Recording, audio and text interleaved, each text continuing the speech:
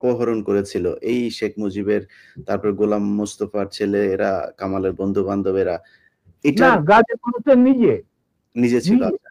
তো হ্যাঁ নিজে। আপনার স্যার, আপনি এটার বিচার চেয়েছিলেন শেখ মুজিবের কাছে, আপনি আমার বউ বিচার কন্টিনিউ চেয়েছিল। করেন। জি, কন্টিনিউ করেন স্যার এবার। হ্যাঁ, যে আপনি আপনি প্রাইম মিনিস্টার, কারণ ঘটনাটা মুজিব কি ছিল স্যার? ঘটনাটা কি ছিল স্যার? একটু শুরু থেকে বলুন। ঘটনা খুবই, এটা একটা মানে মজার ঘটনা। আচ্ছা তুমি শুনতে চাও? তুমি তো আমার বইতে লেখা আছে যদিও। সবাই শুনতে চায় স্যার, সবাই, আমি একা না, সবাই শুনতে চায়। ঘটনাটা হচ্ছে, আমার এক খালাতো বোন, তার নাম তাহমিনা। তার বিয়ে ঠিক করেছিলাম আমি আর নিম্মি কর্নেল রেজার সাথে, যে আমাদেরকে জুনিয়র চাকরি। তার সাথে বিয়ে হবে, অনুষ্ঠান হবে লেডিস ক্লাবে।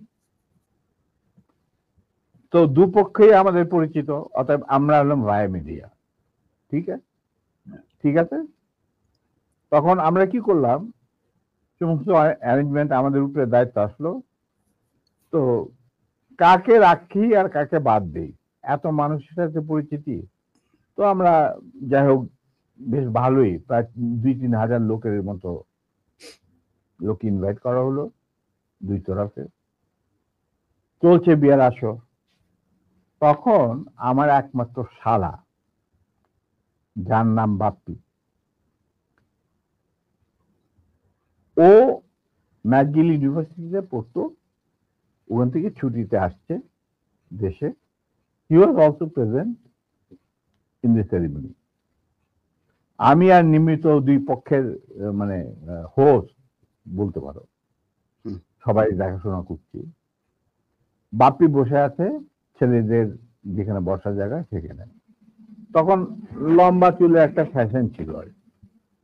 He has just come from Canada, so লম্বা চুল, and he had beautiful hair, and he was a handsome man. আমার মতো এত খারাপ চেহারার লোক ছিল না। ওটা অনুষ্ঠানের শেষ হওয়ার আগে বলবো স্যার, জি বলেন। আচ্ছা, তারপর তোমার ও বসেছিল অন্যান্য গেস্টদের সাথে। তার পিছনের রোতে Gazi Golam Mostafa and his wife was also invited in that function from the other side, not from our side, মানে ছেলে পক্ষের। বুঝতে পেরেছি। তো গাজী গোলাম মোস্তফার ছেলেরা আর তার সাঙ্গবঙ্গ পিছনের সিটে, পিছনের রোতে সিটে বসা।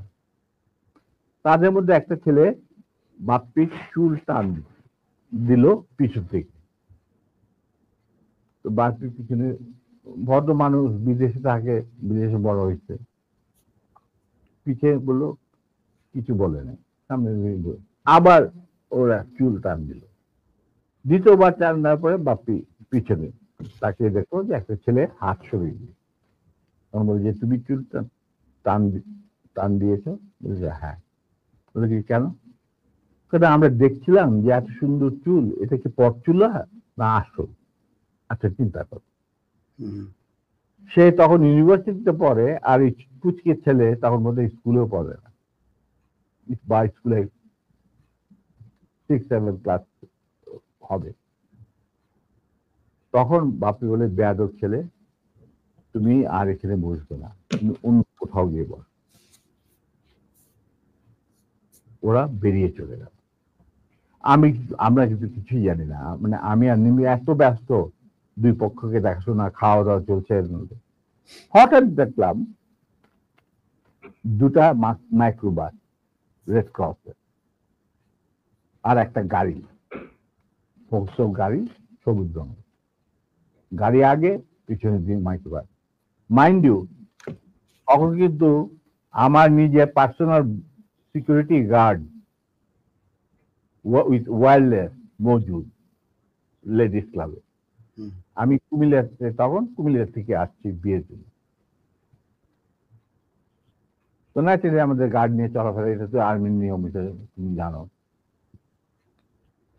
আসলো, থামলো, দুইটা মাইক্রোবাস থেকে প্রায় 8 জন ট্রেনগানধারী সাদা পোশাক পরা লোক নামলো, আর ফোকসো গাড়ির থেকে নামলো গাজী গোলাম মোস্তফা স্বয়ং, তার স্ত্রী কিন্তু উপস্থিত মেয়ে মহলে।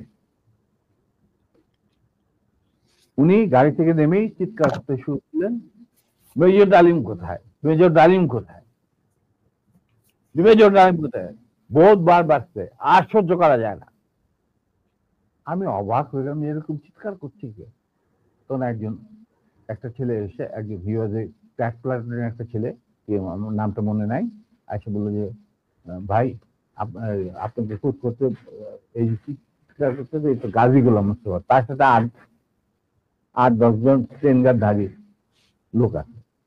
মাইন্ড ইউ, তখন কিন্তু army was deployed in the whole country to recover illegal arms. আর আমাদের ঢাকা হেডকোয়ার্টার ছিল রেস কোর্স, আমরাও সেই অপারেশনে যুক্ত ছিলাম। যাই হোক, আমি বাইরে আসলাম, আসে গাড়ি গোলাম মোস্তফার সামনাসামনি বারান্দাতে। আমি মেজর ডালিম, আপনি আসুন, আপনার বেগম সাহেব তো আছেন ভিতরে, আপনি আসুন, বরবধূকে আপনি দোয়া করে দেন। হারামজাদা বারবার সে আর্মির আজকে আমি উচিত শিক্ষা দেব। আমি দেখলাম আমার চারদিকে ওই ট্রেনের ঠেকাইলেও প্রায় 4-5 জন মানুষ, আর 4-5 জন খালে দাঁড়িয়ে। আমরা এই দেখি, আমি একজন ট্রেন মানুষ, আমার স্কট আছে ওখানে প্রায় 4-5 জন, ওয়্যারলেস আছে, I can call anyone any time, MP unit যে ইউনিট দরকার হয়। এই কি অবস্থা, একটা বিয়ে বাড়ির মধ্যে এরকম একটা হুলস্থুল কাণ্ড। আপনি দেখেন কিছুই, কি ব্যাপার কি, আপনি আজকে তো উত্তেজিত করেন, আমি তো জানি না যে এর মধ্যে কি ঘটনা ঘটে। ওগুলো ওঠ, এ উঠা মাইক্রো বাইক, আমাকে ঠেলতে ঠেলতে নিয়ে যাচ্ছে মাইক্রো। আপনি ব্যাপার কি গাড়িতে, এটা একটা বিয়ে বাড়ি, একটা মেয়ের বিয়ে হচ্ছে, আর আপনি আমাকে বলছেন উঠ, কি আমার কাপড় টাপড় ধরে 4 জন মিলা আমাকে উঠালো। খবর চলে গেল ভিতর অন্দর মহলে, নিম্মি আর আমার শাশুড়ি, আমার খালার শাশুড়ি মানে কন্যার মা, উনি বেরিয়ে আসলেন। ওনারা আসলেন যে কি ব্যাপার, দেখে যেরকম আমাকে ঠেলাঠেলি করে উঠানো হচ্ছে মাইক্রোবাসে। আমি মাইক্রোবাসে উঠলাম, উঠে দেখি চুল্লু আর আলম নামে 2 জন মুক্তিযোদ্ধা, ট্র্যাক প্লাটুনের সদস্য, তারা ছিল আমার ছোট ভাই স্বপনের সাথে, স্বপন বীর বিক্রম। ওদেরকেও মারতে মারতে মানে রক্ত বের করে ফেলেছে, মুখ দিয়ে রক্ত ঝরছে, আহত অবস্থায় তারাও মাইক্রোবাস। তখন আমার খালাম্মা গাজীকে বললো, গাজী সাহেব আপনি কি করছেন, আমার মেয়ের বিয়ে হচ্ছে, আর দে আর দি,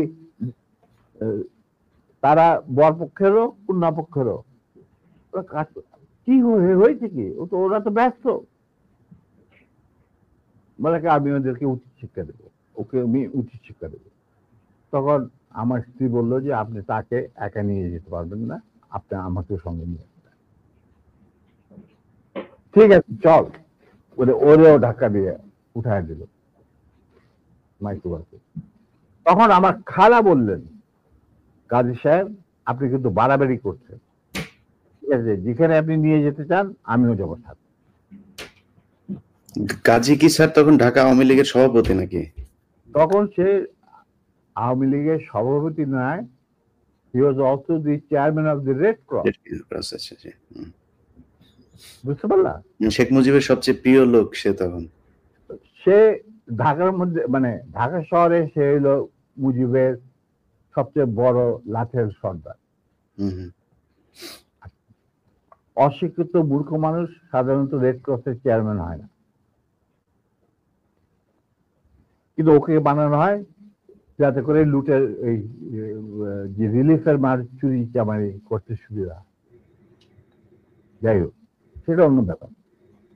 তারপরে আমাদেরকে নিয়ে উনি গাড়ি ঘুরে চললেন প্রথম ফার্ম গেট দিয়ে ভিতরে ঢোকার পরে আমি দেখলাম যে আরে সম্পূর্ণ কোথায় চাচ্ছে লক্ষ্মীবাড়ি ক্যাম্পে নাকি। তখন আমি চিন্তা করছি কি করি। এর মধ্যে আমার খালা আর নিমি নিজেদের শাড়ি ছিঁড়ে চুল্লু আর আলমকে ব্যান্ডেজ করে দিয়েছে, মানে যেখানে যেখানে ক্ষত, তার দিকে রক্ত পড়ছিল। আমি হঠাৎ বললাম, গাড়ি থামাও ড্রাইভার।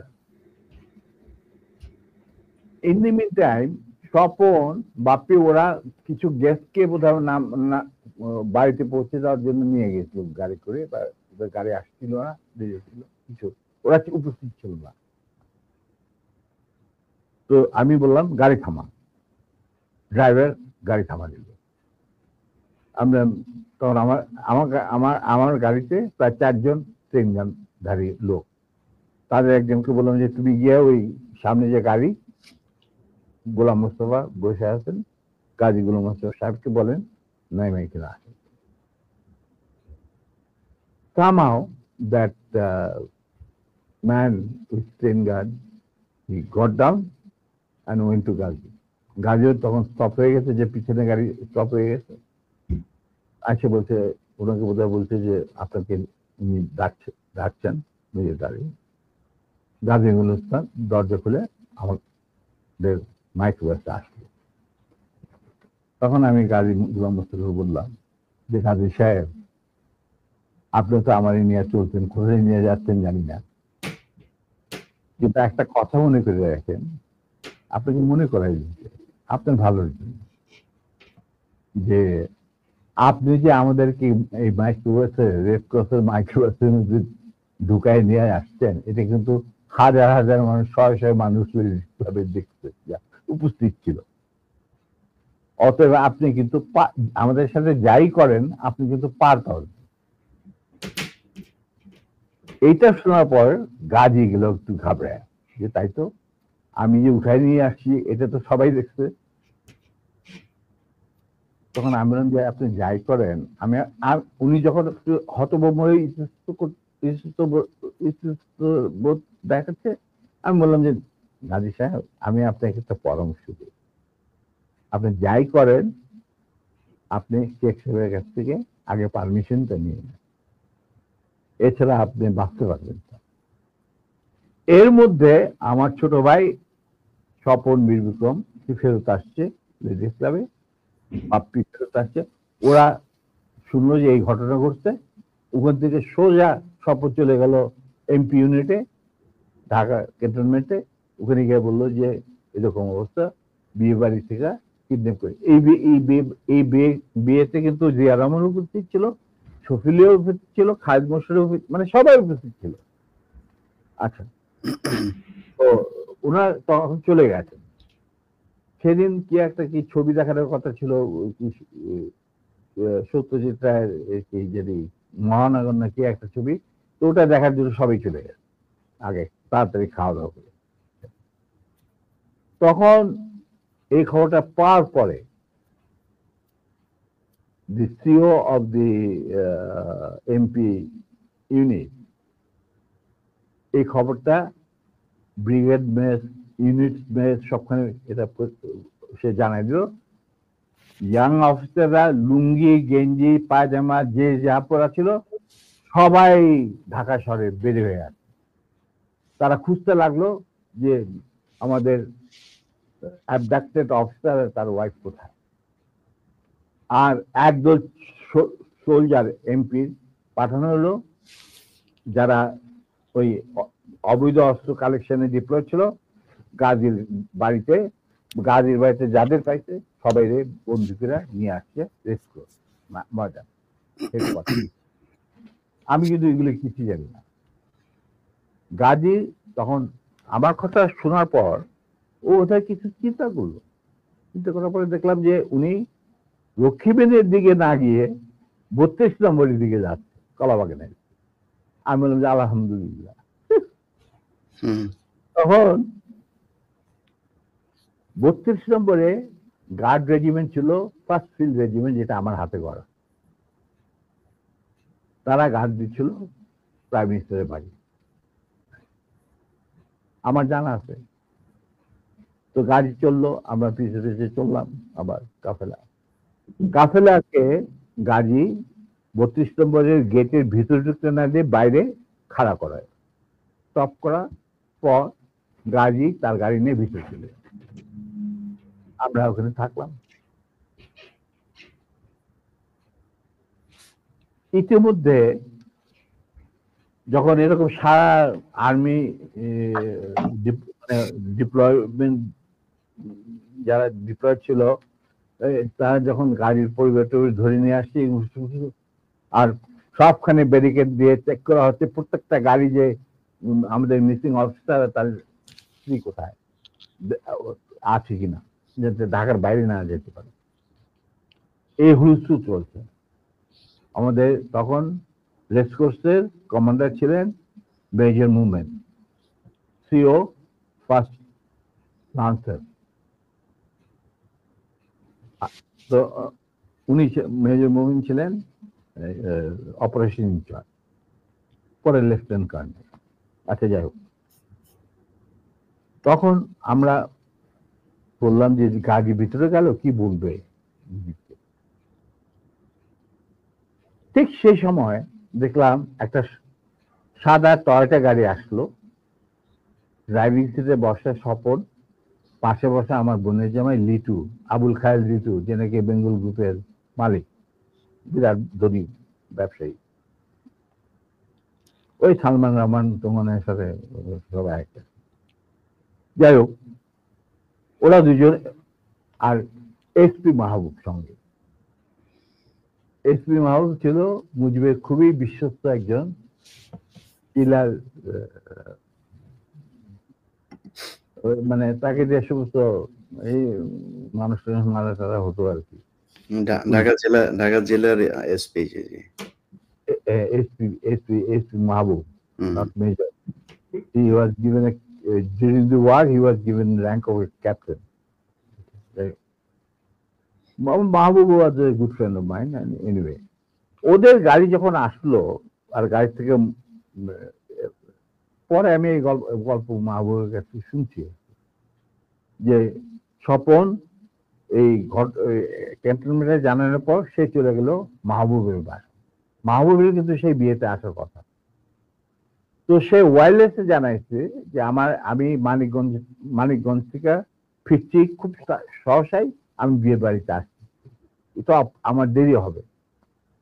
তো স্বপন চলে গেছে তার বাসায়। সে তাকে মিন্টু রোডে মানে ক্লাস 1 গ্যাজেটেড অফিসারদের জন্য একটা এনক্লেভ আছে, তুমি হয়তো জানো, দেখেছো কিনা জানি না। তখন বাংলো ছিল, এখন বোধহয় মাল্টি ফ্ল্যাট, ওই ইন্টারকনের সাথে। তো সেখানে মাহবুব থাকতো একটা। তো ফ্ল্যাটে লিটু আর স্বপন গিয়ে উপস্থিত হয়েছে।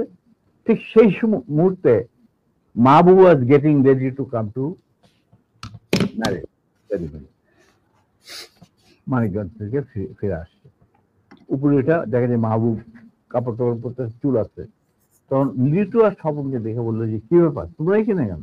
আমি তো আসছি, আমি তো বলছি তোমাদের জানাইছে, আমার অফিস থেকে জানানো হয়নি যে আমি দেরি হবে মানিকগঞ্জ।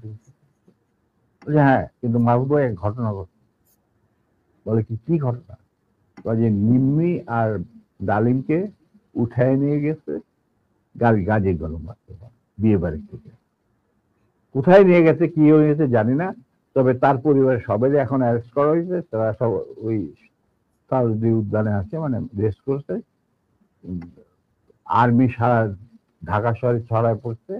তারা প্রত্যেকটা গাড়ি চেক করতেছে যে looking for the missing officer and abducted officer and his wife.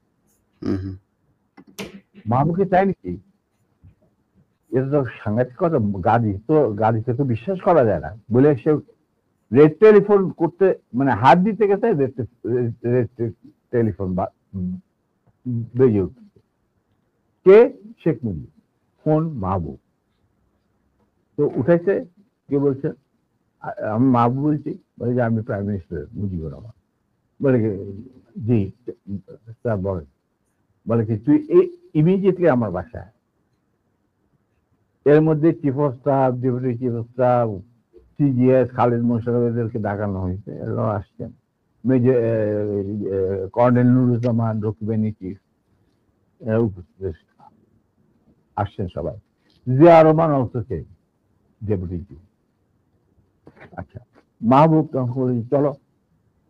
তখন লিটুদের গাড়িতে বসেই ও চলে আসলো। তো ওই গাড়িটা যখন গেল, গাড়ির নাম্বার দেখে আমি বুঝলাম যে উই আর সেফ, আমাদের মারবে না।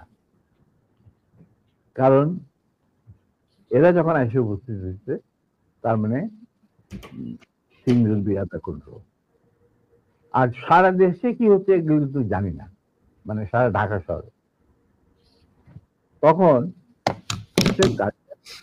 গেটের সামনে থামলো, ওটা থেকে মাহবুব নামলো, সব ওনার লিটু গাড়ি নিয়ে দূরে গিয়ে সামনে ব্রিজের কাছে থামলো, গাছের ছায়া নিচ্ছে। আমরা যে মাইক্রোবাসে আসছি ওটা কিন্তু ওরা জানে না। মাহবুব চলে গেল ভিতরে। ইন্ডিমিনটা আমি চিন্তা করছি যে আমি কি করব, কি করা উচিত। আমার ফার্স্ট ফিল্ডের রেজিমেন্টের লোকেরা মুজিবের গার্ড রেজিমেন্ট হিসেবে তখন নিয়োজিত। আমি যদি একটা আওয়াজ দেই তখন তো তারা সমস্ত ব্যারেল ঘুরাই দেবে। কিন্তু এর মধ্যে একটা ক্রস ফায়ারের সিচুয়েশনে কে মরবে কে বাঁচবে এটাও তো একটা সমস্যা। এটা বোধহয় ঠিক হবে না। যেহেতু মাহবুব ভিতরে গেছে, লেটস সি হোয়াট হ্যাপেন। কিছুক্ষণের মধ্যেই মাহবুব, আমি দেখলাম যে মাহবুব না, শেখ কামাল, রেহানা, তারপরে শেখ জামাল, বেগম মুজিব নিচে গেটের বাইরে এসে আমাদেরকে খালাম্মা টালাম্মা চলার অসুবিধা, মানে রক্তাক্ত চুল্লু, ওদের দেখে তো ওরা ঘাবড়াই গেছে। তারপরে নিম্মির অবস্থা তো ভিতর নিয়ে আমাদের ভিতর নিয়ে গেল। তখন ভিতর নজর পড়ে দেখলাম সিটিং রুমে প্রথম আমাদের ডাকলেন মুজিবুর রহমান আর আমার নিম্মিকে। তো রেহানারা সব ওখানে দাঁড়ায় রইল, মিসেস মুজিব দাঁড়ায় রইলেন, আমরা ভিতরে গেলাম। গিয়ে দেখে সব মজলিস বসে আছে, chief of staff, deputy chief staff, CGS and all that. তখন এর মধ্যে গাজী গণহত্যার বাসা থেকে ফোন আসছে প্রাইম মিনিস্টারের কাছে যে বাড়ির সবাইকে ধরে নিয়ে গেছে আর্মি। যতক্ষণ পর্যন্ত আমাদের অফিসার লেডি ওয়াইফকে না পাওয়া যাবে আমরা কাউকে ছাড়বো না। আর ওই গার্মেন্ট 17 দিন যে গার্মেন্ট গেছিল মাইক্রোবাসে, এই খবর শুনা গাজীরও মুখ শুকায় গেছে, মুজিবুর রহমানেরও মুখ শুকায় গেছে, যার জন্য এই সবাইকে ডেকে নিয়ে আসছে, জিয়া রহমান, শফিউল্লাহ, খালিদ মোশাররফ। আচ্ছা, তো মনোলি বুদ্ধি আর কি। আমরা ঢুকতেই নিম্মিকে জড়াই ধরলেন মুজিবুর রহমান, মা তুই কাঁদিস না, তুই কাঁদিস না, আমি এটার বিচার করবো। এই হারামজাদা গাজী, তুই করছিস কি? এটা কি করলি তুই? যা ওর পা ধরে মাপচা। আমার বউয়ের পা ধরে মাপচা। গাজী একটু অগ্রসর হওয়ার পর আমার বউ বলল, নিজের চপ্পল খুলে বলল, খবরদার, তুমি আমার ক্ষমা পাওয়ার যোগ্য নয়, আমি তোমাকে ক্ষমা করতে পারবো না, তুমি পিছিয়ে যাও। মুজিব আর বাকিরা তো সব চুপ করে বসে, আমি চুপ করে দাঁড়িয়ে। তখন বলতেছে মা, আবার মুজিব আমার বউ নিম্মি জড়ে ধরে বললো, মা আমি এর উপযুক্ত বিচার করব, তুই আমার ভরসা রাখ। তখন আমার বউ বলছিল, নিম্মি বলছিল যে চাচা, যাদের রক্তের উপরে আপনি আজ দেশের প্রধানমন্ত্রী, তাদেরই আজকে রক্ত ঝরাটা স্বাধীন দেশে গাজীর মতো একটা কম্বল চোরের হাতে। এর বিচার আপনি কি করবেন? আমি বিচারের মাল্লার, আল্লাহ তার বিচার করবে, আমি আপনার কাছে কোনো বিচার চাই না। তখন আবার মুজিব বেগম মুজিব ওদেরকে উপরে নিয়ে যা। তখন উপরে নিয়ে বোধহয় নাচা টাচা কি জানে না। এরপর আমরা বলি একটা কর, শফিলা তুমি ওই আর্মি কন্ট্রোল